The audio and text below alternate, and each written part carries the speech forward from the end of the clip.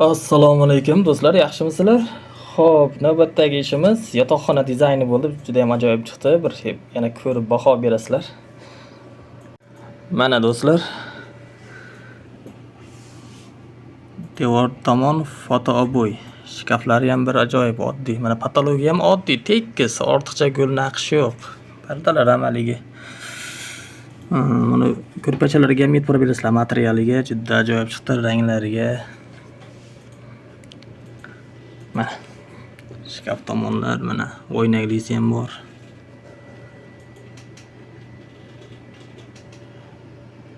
Mana kirib kelganda bu yoqda yotish, bu tomonda televizor tomon mana. Televizor, treymo deydi, bo'yanadigan joy, yonida polkalar, konditsioner, hamma narsani joyi borda.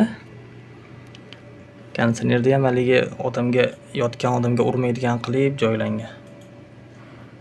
Mana do'stlar, bir ranglari ham bir ajoyib yorqin ranglardan foydalanib qildim, juda ham ajoyib chiqdi. Qarang.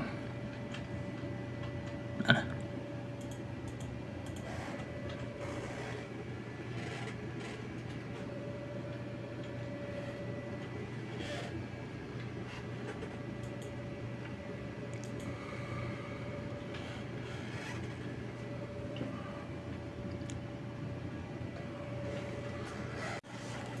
Qalay do'stlar, yoqdimi? Bo'laveradimi?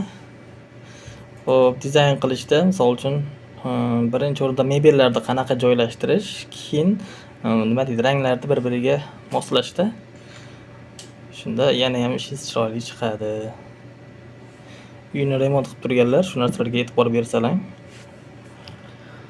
Salomat bo'lasizlar, ko'rishamiz.